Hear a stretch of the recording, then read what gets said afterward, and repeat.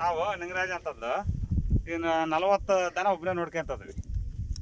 Okay, ಇದು ತೋಟ 12 ಎಕರೆ ತೋಟ ಎಲ್ಲ ಒಬ್ಬರೇ ನೋಡ್ಕೊಂತದ್ವಿ. ಈ ತೋಟ ಯಾರ್ದು? ತೋಟ ಸುರೇಶ್ ಅಂತ ಚಳ್ಕೆರೆ ಅವರು. ಇದ್ರಲ್ಲಿ ದೇಸಿ ದನ ಎಲ್ಲ ತಂದಿಟ್ಕೊಂಡಿದ್ರಲ್ಲ ನೀವು?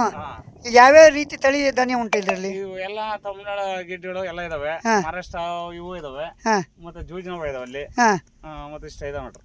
ಈಗ ಇದರಲ್ಲಿ ಟೋಟಲ್ ಈಗ ನಿಮಗೆ ಟೋಟಲ್ ಎಲ್ಲ ಒಂದು 41 42 ಇದಾವೆ. 40ರಿಂದ 42 ಇದಾವೆ. ಇದ್ರದ್ದು ಈಗ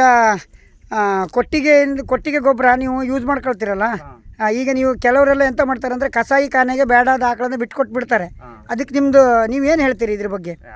ಇಲ್ಲ, ಅದು ಏನು ಅಡಿಕೆ ಗಿಡ ಅದಕ್ಕೆ ಗೊಬ್ಬರ ಬೇಕಂತಂದು ಯೂಸ್ ಮಾಡ್ತಾ ಇದ್ದೀರಿ. ಈಗ ಅಂದ್ರೆ ಯಾಕೆ ಇದನ್ನ ಕೇಳಿದೆ ಅಂತಂದ್ರೆ, ಈಗ ವಯಸ್ಸಾಯ್ತು ಆಕಳಿಗೆ ಅಂತ ಹೇಳ್ಕೊಳ್ಳಿ, ಅದು ಹಾಲು ಕೊಡೋದಿಲ್ಲ ಅಂತೇಳಿ ಕಟಕರಿಗೆ ಮಾರುದು ಮತ್ತೊಂದು ಮಾಡ್ತಾರೆ. ಆ ಥರ ಇಲ್ಲ, ಸಾಕಳ್ತೀರ. ಈಗ ಇದೆಲ್ಲವೂ ಕೂಡ ನಿಮ್ಮ ಓನರ್ ಸ್ವ ಇಚ್ಛೆಯಿಂದ ತಂದು ಹಾಕಿದ್ದ ಅಥವಾ ಬೇರೆ ಬೇಡ ಅಂತ ಹೇಳಿ ಕೊಟ್ಟದಿದೆಯಾ? ಎಲ್ಲ ದುಡ್ಡು ಕೊಟ್ಟು ತಗೊಂಡು ಬಂದಿದ್ದು. ಈಗ ಎಷ್ಟು ವರ್ಷದಿಂದ ಇದನ್ನ ಮಾಡ್ಕೊಂತ ಇದ್ದೀರಿ? 7 ತಿಂಗಳಿಂದ ಮಾಡ್ತಾ ಇದ್ದೀರಿ. ಇದಕ್ಕಿಂತ ಮೊದಲು ಇದರಲ್ಲಿ ಏನು ವ್ಯವಸ್ಥೆಗಳು ಇರಲಿಲ್ಲ. ಈಗ ಇಲ್ಲಿ ಎಮ್ಮೆ ಆಕಳು ಆನಂತರ ಬೇರೆ ಇದ್ರದ್ದು ಕೂಡ ಉಂಟಲ್ಲ, ಮಿಕ್ಸ್ ಇದಾವೆ. ಎಲ್ಲದೂ ಚಾಕ್ರಿ ನೀವೇ ಮಾಡೋದೇ? ಒಬ್ಬರೇ ನೋಡ್ಕೊಳ್ತಾ ಇರ್ತೀರಿ. ಈ ಗೋ ಸೇವೆ ಮಾಡೋದ್ರಿಂದ ನಿಮ್ಮ ಮನಸ್ಸಿಗೆ ಏನು ಅನಿಸ್ತದೆ? ಆಸೆ ಅಲ್ಲ.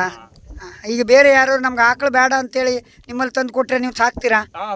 ಇಲ್ಲಿ ಎಂತ ಆದ್ರೂ ಕೂಡ ಇದು ಮಾಡ್ಕೊಳ್ತೀರಾ? ಇದಕ್ಕೆ ಈಗ ಮೆಡಿಸಿನ್ ಎಲ್ಲ ಹೇಗೆ ಮಾಡ್ತೀರಿ? ಮೆಡಿಸಿನ್ ಎಲ್ಲ ಪ್ರತಿಯೊಂದು ಓನರ್ ಬರ್ತಾರೆ, ಇಂಜೆಕ್ಷನ್ ಎಲ್ಲ ನೋಡ್ಕೊಂತಾರೆ, ಅವರೇ ಮಾಡೋಗ್ತಾರೆ. ಹೌದಾ? ಅವರೇ ನೋಡ್ಕೊಂತಾರಲ್ಲ.